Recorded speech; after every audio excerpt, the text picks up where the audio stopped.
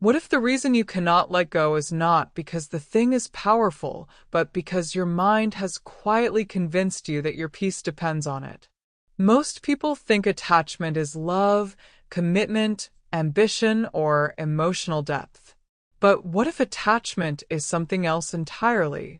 What if it is simply fear wearing a familiar face?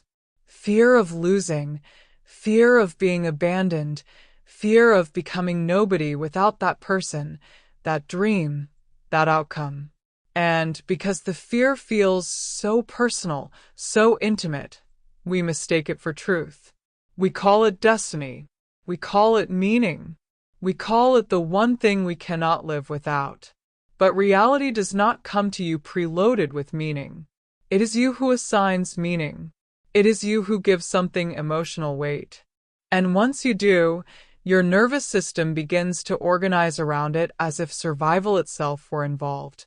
That is when attachment stops being preference and becomes dependency. This is why letting go can feel terrifying. Not because you are losing the thing, but because you are confronting the possibility that the thing never held the power you gave it. And if that is true, then a deeper question begins to open. Who would you be without the story you built around it? Have you ever noticed how something can feel absolutely essential one moment and almost irrelevant the next, without anything external actually changing? This is where a deeper truth begins to reveal itself. Detachment is not a slow process. It is not something that takes years of effort, discipline, or healing. It can happen instantly, not because the situation changes, but because your perception does. And when perception shifts, reality reorganizes. Think about it carefully. If meaning is assigned, then it can also be removed. The same mind that created importance can dissolve it in a single moment of awareness. This is why, for many people, true detachment feels almost shocking. It can feel disorienting, even uncomfortable, because the emotional charge that once felt so heavy suddenly disappears.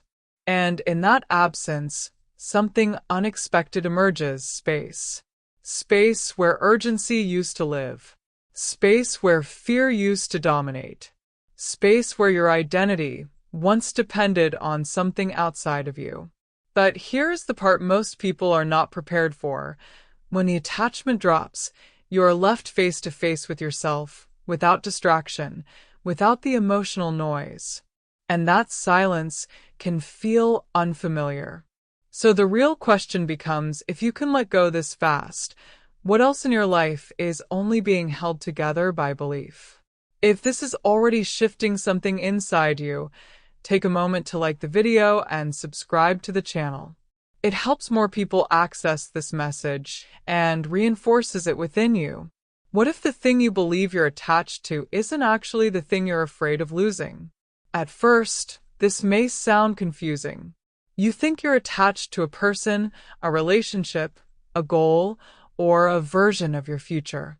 But if you look deeper, honestly, without filters, you begin to see something else. What you're truly holding on to is not the thing itself, but what it represents inside you. A person might represent validation. A relationship might represent safety. A goal might represent worth, identity, or the feeling of finally being enough. And because those feelings seem so essential, the mind links them to external conditions, creating the illusion that they can only exist if the condition is fulfilled. But this is where attachment is born. Not in the object, but in the emotional meaning assigned to it. And once that meaning is established, your entire system begins to protect it. You start overthinking, controlling, anticipating outcomes, trying to secure what feels uncertain. Not because you truly need the thing, but because you believe you need the feeling it provides. Now pause for a moment and ask yourself, if the feeling is what you're really after, is it truly locked outside of you? Or have you just been trained to access it through something external? What if attachment is not a sign of love or importance, but a subtle form of resistance? Imagine trying to hold a cork underwater. The more pressure you apply, the more force you need to keep it down. And the moment you release it, it rises effortlessly back to the surface. This is exactly how attachment works within your internal world. Attachment is not holding something close. It is holding something down. It is the continuous effort to control, to predict, to secure an outcome that you do not fully trust. And that effort creates tension, mental, emotional, and even physical. You feel it as anxiety, urgency, overthinking, or the constant need to figure things out. But here's the paradox. The more you try to control something, the more resistance you generate. And resistance is what keeps you disconnected from the very experience you're trying to create. Because flow does not respond to force. It responds to alignment. The moment you stop pressing, the moment you release the internal grip, something shifts. Not because you made something happen, but because you stopped preventing it from happening naturally. So ask yourself, where in your life are you applying pressure, believing it's necessary when in reality, it might be the very thing keeping everything out of reach? What if your attachments are not emotional flaws, but intelligent strategies your nervous system created to keep you safe? This is where the conversation deepens beyond mindset and enters the body. Because attachment is not just psychological, it is physiological. Your nervous system is constantly scanning for stability, for predictability, for anything that helps it feel regulated. And when it finds something that creates even a temporary sense of safety, it holds on to it.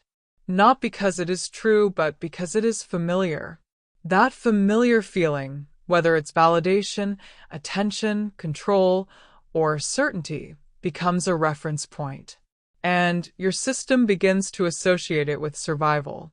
So when there is a threat of losing it, your body reacts. Your thoughts accelerate. Your emotions intensify. You feel the urge to fix, to chase, to hold on tighter. But here is what most people never realize. The attachment is not protecting you from reality. It is protecting you from a feeling you have not yet learned to sit with. Maybe it's uncertainty. Maybe it's rejection. Maybe it's the discomfort of not knowing who you are without that external anchor. And so the real shift begins here. Can you allow yourself to feel what you've been trying to avoid without immediately reaching for something to regulate it? What if the reason you keep trying to control outcomes is because you were never taught how to regulate your inner state without them? From a very early age, most people are conditioned to associate emotional stability with external circumstances. If things go well, you feel good. If they don't, you feel unstable. And over time, this creates a subtle but powerful belief. I need something outside of me to feel okay. This belief becomes the foundation of attachment. You begin to chase certain results, not because you truly desire them, but because you believe they will give you relief. Relief from anxiety, from uncertainty, from the discomfort of not being in control. And so your focus shifts outward, constantly trying to arrange reality in a way that keeps your internal state stable. But this creates a fragile system, because the moment reality does not cooperate, your sense of stability collapses. You feel triggered, reactive, and disconnected from yourself. Not because something is wrong with you, but because your system was trained to depend on external alignment. Now consider this. What would change if your emotional stability no longer depended on outcomes? If you could remain grounded, present, and internally regulated regardless of what happens, would you still feel the same urgency to control everything? Or would something inside you begin to soften, allowing life to move with you instead of against you? What if the intensity of your attachment is directly proportional to the importance you've assigned to the outcome? This is one of the most subtle yet powerful dynamics shaping your reality. The moment you label something as very important, your entire system begins to treat it differently. Your thoughts become more focused, but also more rigid. Your emotions become more intense, but also more unstable. And without realizing it, you enter a state of pressure. Importance creates weight, and that weight translates into fear. Fear of losing it, fear of not getting it, fear of it not happening the way you imagined. Suddenly, what once felt like a natural desire turns into something that feels high stakes, almost like your identity is on the line. This is when your nervous system shifts into survival mode. In that state, your ability to trust, to flow, to remain open begins to collapse. You start overanalyzing, trying to control variables, reading into every detail, looking for signs that confirm or deny your expectation. But all of this effort is not bringing you closer. It is actually reinforcing the sense of separation. Because when something feels above you, you place it on a pedestal. And anything on a pedestal is, by definition, out of reach. So ask yourself honestly, is the thing truly important? Or did your mind decide it was, and now you're living under the weight of that decision? What if fear is not a reaction to losing something, but a signal that you've made that thing mean too much? Fear does not appear randomly. It is activated when your mind perceives a threat to something it has labeled as essential. And the more essential it feels, the more intense the fear becomes. This is why two people can face the same situation and experience completely different emotional responses. One feels calm, the other feels overwhelmed. The difference is not the situation, it is the meaning assigned to it. When you attach strong meaning to an outcome, your nervous system interprets any uncertainty as danger. It begins to prepare you for loss, rejection, or failure, even before anything has actually happened. And in that anticipation, you start reacting to a reality that does not yet exist. This is how attachment amplifies fear. It pulls you out of the present moment and locks you into imagined futures where things go wrong. And the more you engage with those scenarios, the more real they feel, until your body responds as if they're already happening. But here is the shift. If fear is created by meaning, then reducing the meaning dissolves the fear. So the question becomes, what would happen if this situation didn't define anything about you at all? What if the moment you place something on a pedestal, you unconsciously move yourself further away from it? This is one of the most overlooked mechanisms of attachment. When you see something as better, higher, or more valuable than you create a subtle separation. It may not be visible on the surface, but internally, your system begins to operate from a place of lack. You start thinking, I need to reach it. I hope I don't lose it. I have to prove myself worthy of it. And in doing so, you reinforce the idea that you are not already equal to it. This is what creates resistance. Because the moment you perceive something as above you, your energy shifts from alignment to pursuit, from presence to pressure, from trust to control. You begin trying to bridge a gap that only exists because you imagined it. But reality does not respond to what you chase. It responds to what you embody. When you stand on equal ground with what you desire, there is no tension, no urgency, no need to prove. There is simply a natural alignment that allows things to come together without force. So consider this carefully. Are you trying to get closer to something that already belongs in your field? Or are you unintentionally pushing it away by believing it is outside of your level? What if everything you experience is not happening to you, but through the filter of what you've decided matters? At any given moment, reality is neutral. It is not inherently good or bad, meaningful or meaningless. It simply is. But your experience of it is never neutral. because your mind is constantly interpreting, labeling, and assigning significance.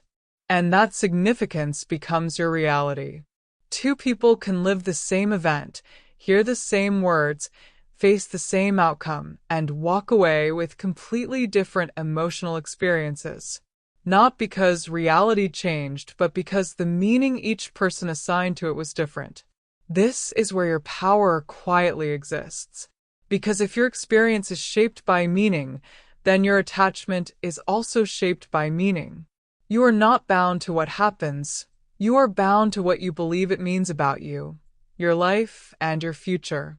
And once a meaning is established, your mind begins to defend it.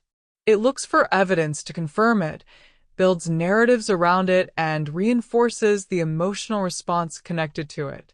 But here's the shift. Meaning is not fixed. It can be rewritten. So ask yourself, if you removed the story you've been telling about the situation, what would actually remain? What if the moment you stop trying to control reality, reality begins to reorganize itself in your favor? Control often feels like strength. It gives the illusion that you are directing outcomes, managing uncertainty, staying one step ahead of loss.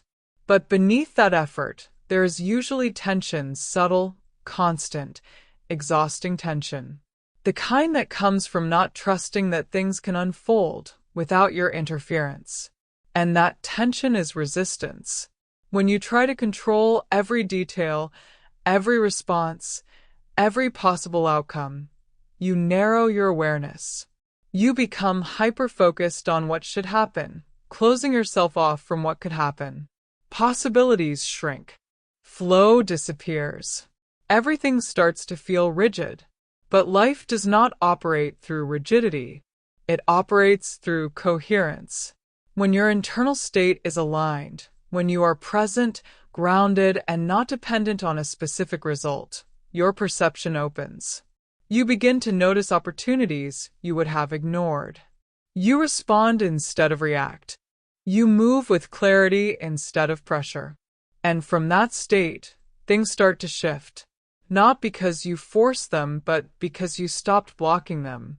So consider this: what if letting go is not losing control, but finally stepping into a deeper level of it, one that doesn't require effort, only alignment? What if the reason certain patterns keep repeating in your life is because they feel emotionally familiar, not because they are right for you? Your nervous system is not designed to seek what is best. It is designed to seek what is known. And what is known becomes what feels safe, even when it is limiting, even when it creates pain. This is how attachment quietly reinforces cycles. You may find yourself drawn to the same type of relationships, the same emotional dynamics, the same internal conflicts. Not because you consciously choose them, but because your system recognizes them. There is a strange sense of comfort in predictability, even when that predictability leads to outcomes you say you no longer want. And so, without realizing it, you recreate the same experiences. Different people, different situations, but the same emotional pattern. This is why detachment is not just about letting go of something external. It is about breaking your identification with what feels familiar. It is about allowing yourself to step outside the emotional blueprint your system has been following. But here's the challenge. Unfamiliar does not immediately feel safe.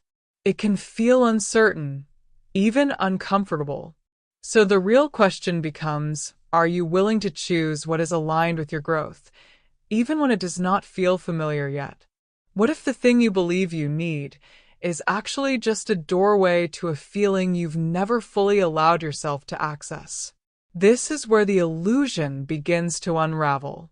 When you say you need a person, a result, or a specific outcome, what you're often pointing to is not the thing itself, but the emotional state you believe it will give you. Love, certainty, recognition, peace. These are the real desires beneath the surface.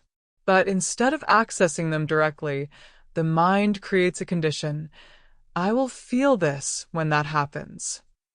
And from that moment, your power is projected outward. You begin to wait, to chase, to depend. But what if those feelings were never locked behind external circumstances? What if they were always available, but you were simply trained to access them through something outside of you? Because once you believe a feeling must come from somewhere else, you disconnect from your ability to generate it internally. You forget that your emotional state is not a reward. It is a frequency you can embody. And this changes everything. Because the moment you can feel whole without the condition loses its grip on you. So ask yourself honestly, if you could access the feeling right now without anything changing externally, would you still need the situation to unfold in a specific way? What if true freedom begins the moment you become genuinely okay, no matter how things unfold? This is not indifference. It is not detachment in the sense of shutting down or no longer caring. It is something far more powerful: neutrality. A state where your inner stability is no longer dependent on a specific outcome. Most people misunderstand this. They believe that if they stop needing something, they will lose the desire for it. But the opposite is often true. When the pressure dissolves, when the urgency fades, your desire becomes cleaner, lighter, more aligned. It is no longer driven by fear or lack. It is guided by preference. And preference does not create resistance. Because when you are okay either way, you are no longer negotiating with reality. You are no longer trying to force an outcome to protect your emotional state. Instead, you move with openness. You allow possibilities instead of narrowing them. This is where flow begins. From a quantum perspective, when you are not collapsing reality into a single expected outcome, you remain available to multiple possibilities. Your field becomes more coherent, less distorted by fear and control. And in that coherence, life responds differently. So, ask yourself, what would shift in your experience if nothing needed to happen for you to feel complete right now? What if the first step to true detachment is not letting go, but simply observing without reacting? Most people try to detach by forcing themselves to stop thinking, stop feeling, or stop caring. But that approach creates more resistance, not less. Because the moment you try to suppress something, you are still engaging with it, just in a different form. Real detachment begins with awareness. The ability to notice what is happening inside you without immediately trying to change it. To see the thoughts, the emotions, the impulses without identifying with them. Almost as if you are watching them from a distance, like clouds passing through the sky. And in that space, something subtle begins to happen. You start to realize that the thoughts are not you.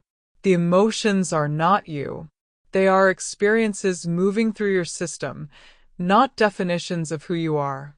This creates separation. Not emotional numbness, but clarity. Because when you are no longer fused with what you feel, you are no longer controlled by it. The urgency softens. The need to react fades. And what once felt overwhelming becomes something you can simply witness. So ask yourself, what would change if, instead of trying to fix or escape what you feel, you simply allowed yourself to observe it without resistance? What if the emotion you've been trying to avoid is the very thing keeping you attached? This is where most people unknowingly trap themselves. They believe they are attached to a situation, a person, or an outcome. But in reality, they are attached to not feeling something. Not feeling rejection. Not feeling abandonment. Not feeling uncertainty, emptiness, or loss. And so, instead of facing the emotion directly, the mind creates strategies to avoid it. It clings to outcomes, overthinks possibilities, tries to control how things unfold, all in an attempt to prevent a feeling from surfacing. But avoidance has a cost, because the more you resist an emotion, the more energy it holds. It doesn't disappear, it waits. It lingers beneath the surface, quietly influencing your behavior, your decisions, your reactions. This is why certain attachments feel so intense. They are not just about the present moment. They are connected to layers of unprocessed emotional experiences that your system has learned to protect you from. But here is the shift. When you allow yourself to fully feel the emotion, without resisting it, without labeling it, without trying to escape, it begins to dissolve. Not because you forced it, but because you stopped feeding it. So ask yourself, what emotion have you been trying not to feel, and how has that been shaping what you cannot let go of? What if the moment you fully allow an emotion is the moment it loses its power over you? This may sound counterintuitive because everything you've been taught suggests the opposite. You've learned to distract yourself, to think your way out of discomfort, to stay busy, to avoid anything that feels overwhelming.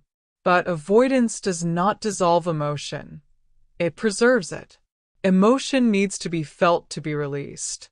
When an emotion arises and you immediately resist it, your body interprets that resistance as a signal that the emotion is dangerous. And so it holds on to it, keeping it active within your system. But when you allow it, when you let it move through you without interruption, your nervous system begins to recognize that it is safe to process it. This is where true regulation happens. Not by controlling what you feel, but by expanding your capacity to experience it without collapsing. You stop fearing your own internal states. You stop reacting as if every uncomfortable feeling is something you need to escape. And in that shift, something profound happens. You begin to trust yourself, because you realize that no emotion, no matter how intense, is stronger than your ability to hold it. So consider this: if you no longer feared your emotions, what would you stop holding on to just to avoid feeling them? What if the fastest way to release an attachment is to face the exact scenario you've been trying to avoid? This is where transformation becomes real. Most attachments are fueled by unspoken fears. Not the situation itself, but what might happen. The mind keeps these possibilities vague, undefined, almost like shadows. And because they are unclear, they feel bigger, heavier, more threatening than they actually are. But the moment you bring them into the light, something changes. Ask yourself directly, what is the worst-case scenario I'm afraid of? Is it being alone? Being rejected? Losing status, identity, or certainty? Now go further.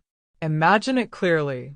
Not to scare yourself, but to remove the ambiguity. See it. Feel it. Sit with it. And then notice something unexpected. You are still here. You are still aware. And even in that imagined scenario, there is a version of you that continues, adapts, rebuilds.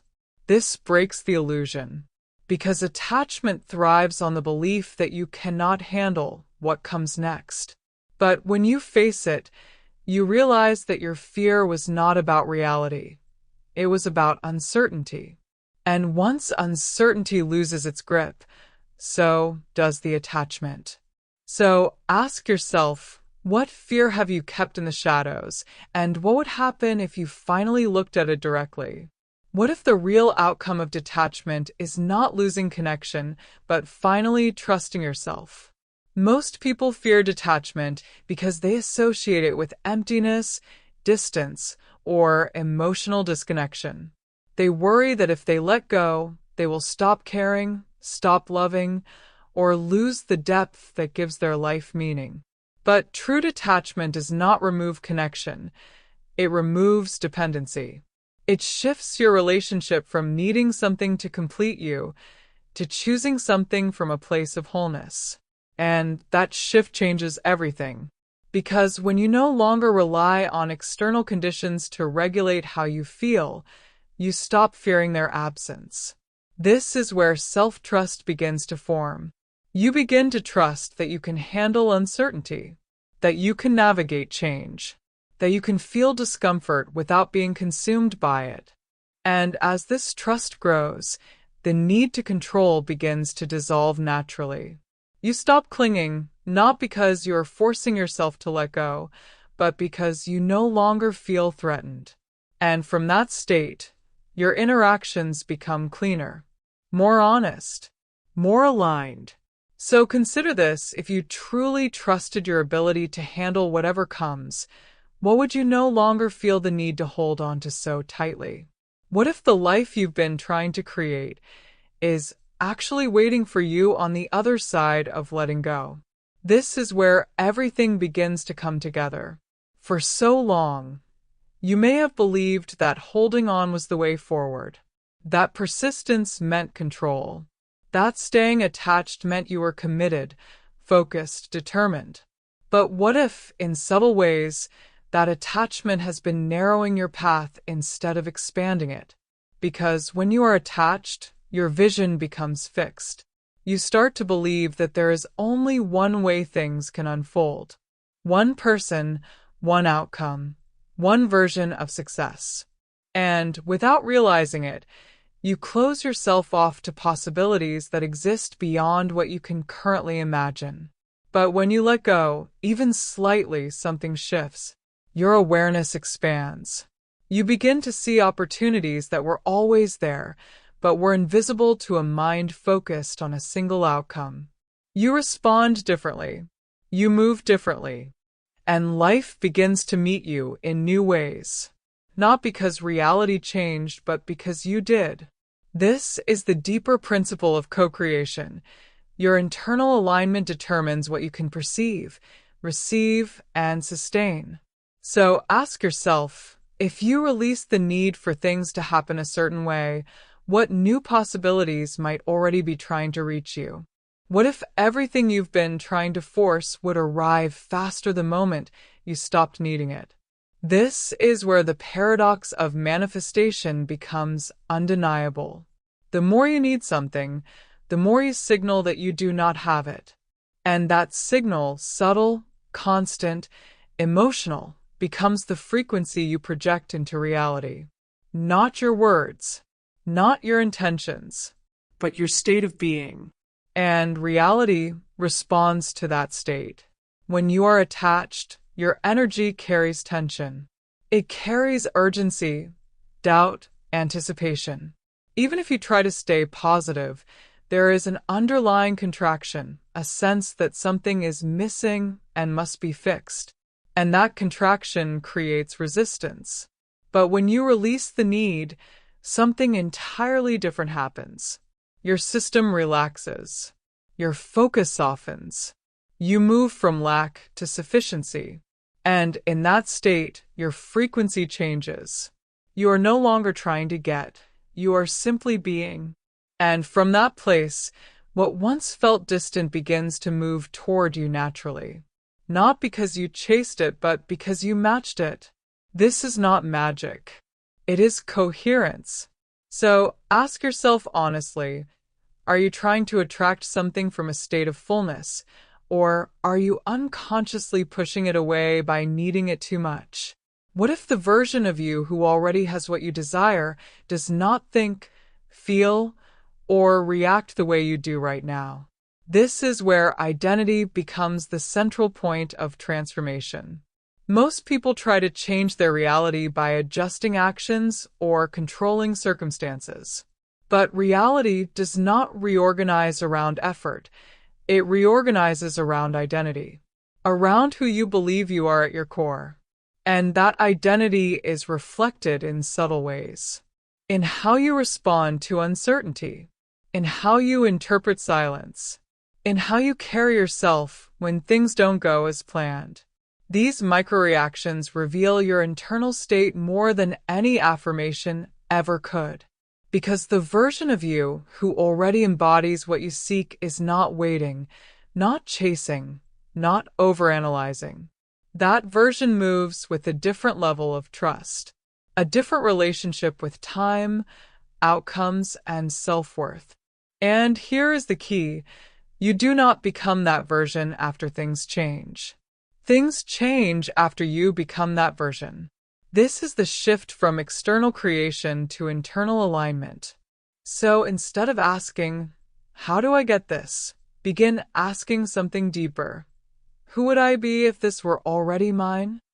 And then notice what thoughts would disappear, what fears would lose relevance, what behaviors would no longer make sense. What if the only reason you don't trust life is because you've been trying to control it instead of listening to it? There is a deeper intelligence moving through everything, subtle, quiet, often unnoticed. It does not shout. It does not force. It responds. And the more you try to dominate reality with control, the less you can perceive its guidance. Because control is loud. It fills your mind with noise, analysis, prediction, worry, strategy. It keeps you focused on what should happen, leaving no space to notice what is actually unfolding. And in that state, even when life presents opportunities, you may miss them entirely. But when you release control, even slightly, something shifts. You begin to notice patterns, synchronicities, moments that feel almost too aligned to be coincidence. This is not randomness. It is feedback. Reality reflecting your internal coherence. When your state is aligned, when your thoughts, emotions, and actions are no longer in conflict, you become more sensitive to this feedback.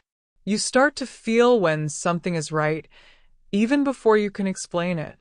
And this is where true guidance lives, not in overthinking, but in awareness. So ask yourself, are you trying to force your path, or are you allowing yourself to perceive the one that is already unfolding beneath your resistance? What if the past is not holding you, but the meaning you gave it is? Most people believe their past is power because of what happened. The pain, the loss, the disappointment, it all feels fixed, permanent, defining. But what if the event itself is not what's shaping your present, but the interpretation you've carried forward? Because every memory is not just a record, it is a story. A story about what it meant, what it says about you, what it says about life. And over time, that story becomes part of your identity. It influences how you see yourself, what you believe is possible, and what you expect to happen next. This is how attachment to the past forms, not through the event, but through the emotional meaning attached to it. But here is the shift. Meaning can be rewritten. The same experience that once felt like rejection can become redirection. What felt like failure can become preparation. What felt like loss can reveal itself as necessary space for something more aligned.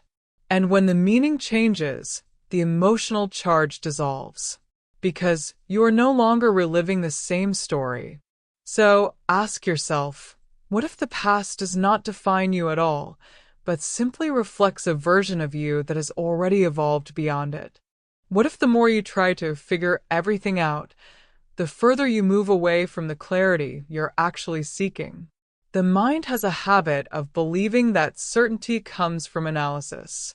That if you think long enough, plan enough, predict enough, you will eventually arrive at a point where everything makes sense. But in reality, excessive thinking often creates more confusion, not less. Because clarity does not emerge from pressure. It emerges from alignment. When your mind is constantly searching for answers, it is often operating from a state of distrust, trying to eliminate uncertainty before allowing yourself to move forward. But this creates a loop. The more you search, the more variables you find. The more variables, the less certain you feel. And so you stay stuck. But when you release the need to understand everything immediately, something changes. Your attention returns to the present. Your system relaxes. And from that relaxed state, insight begins to surface naturally. Not forced, not constructed, but recognized.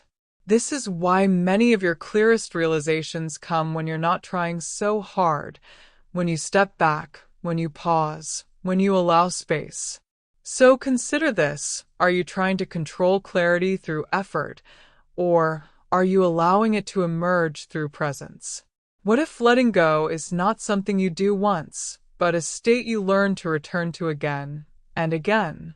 Most people think of detachment as a single decision, a moment where you finally release something and move on. But in reality, detachment is not an event. It is a practice of awareness. Because the mind will return. It will revisit old stories, old fears, old attachments. It will try to reconstruct meaning, to reattach importance, to pull you back into familiar patterns. Not because something is wrong, but because that is how conditioning works. And this is where your power deepens. Not in preventing those thoughts from appearing, but in recognizing them without engaging. In seeing the pattern without becoming it. In choosing again and again not to feed what no longer serves you. This is what creates stability. Because detachment is not about never feeling triggered. It is about how quickly you return to yourself when you are. How quickly you remember that you are not the thought, not the fear, not the story. And each time you return, the attachment weakens. Not through force, but through lack of reinforcement. So ask yourself, when the old patterns come back, will you follow them as truth, or will you recognize them as echoes of a version of you that is no longer in control? What if the life you are trying to control is actually trying to guide you somewhere more aligned than your current plan? There is a quiet resistance that arises when reality does not follow the path you expected. Plans shift, people change, outcomes unfold differently than you imagined. And in those moments, the mind interprets it as something going wrong. But what if nothing is wrong? What if what you call disruption is actually redirection?